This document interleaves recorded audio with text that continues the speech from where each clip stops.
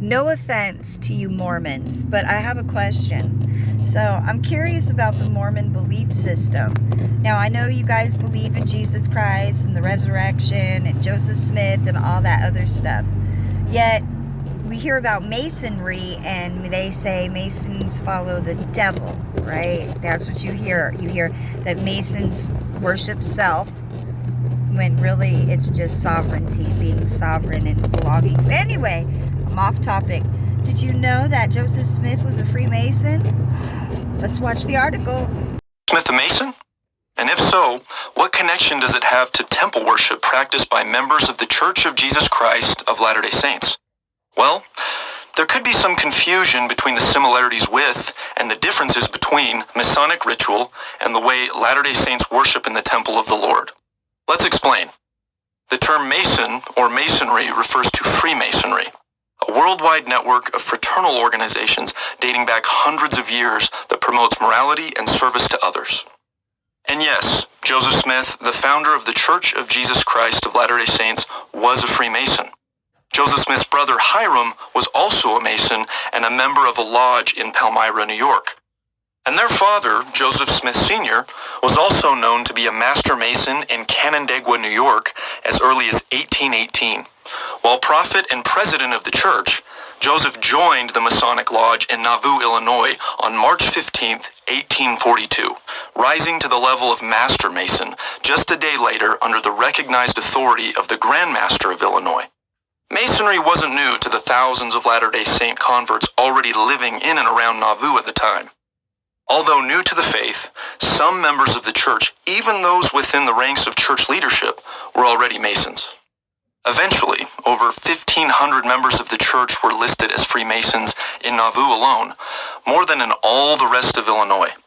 In towns across early America, many elected officials were Masons. President George Washington, Benjamin Franklin, and many signers of the Declaration of Independence were also Masons. In the years prior to becoming a Mason, Joseph Smith had received instruction from God, revelations about eternal promises which God desired to make with church members. These promises are often called covenants. Some of these covenants, along with instruction about the purpose of life, are presented to members of the church in a ceremony called the endowment, held in holy temples. So, does the temple endowment ceremony borrow from Masonic ritual? At the time, Latter-day Saints in Nauvoo who experienced both Masonic rites and the temple endowment did notice some common characteristics between the two ceremonies, specifically the common methods of presentation and clothing of the participants. They acknowledged parallels between Masonry and the temple ceremony as given to Joseph. Based on their experience with both, they concluded the temple ceremony was of divine origin. And consider that the ideas within the culture that surrounded Joseph Smith frequently contributed to the process by which he obtained revelations from God regarding the temple endowment, as well as other subjects. Not surprising, since God uses many means to inspire his prophets and help them receive revelation. The temple ceremony was not an imitation or copy of Masonry. It was revelation from God. Yes, the presentation methods may have parallels to Masonic ritual, but the content of the instruction, the covenants and truths introduced by Joseph Smith as part of the endowment, were revealed to him prior to his encounter with Masonry. So, what are some key differences between Masonic rituals and the temple endowment ceremony practiced by Latter-day Saints? Masonic rituals, based on legend, promote self-improvement, brotherhood, charity, and fidelity to truth for the purpose of making better men, who in turn make a better society. In the endowment ceremony, one of many important ceremonies held in sacred temples, men and women promise God to obey his laws for the purpose of gaining exaltation, eternal life with God, through Jesus Christ and his atonement. And this temple ceremony draws upon the revelations from God for its content.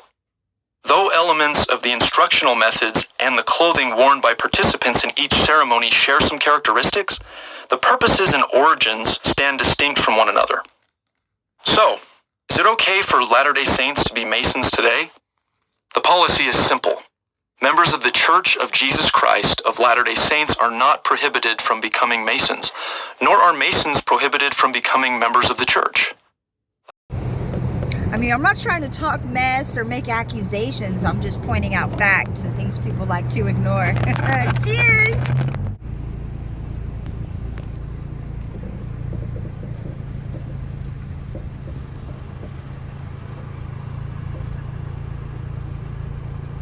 Do people know what they're looking at?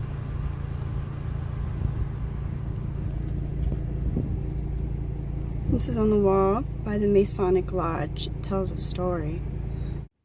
So people, you really need to pay attention to what God you're following, because not everybody considers the same God God. Some people go by demigods. Others believe their own self to be God. You know, with Masonry, it's about sovereignty of self, self-government, and paperwork, and being separate from the papal bullshit.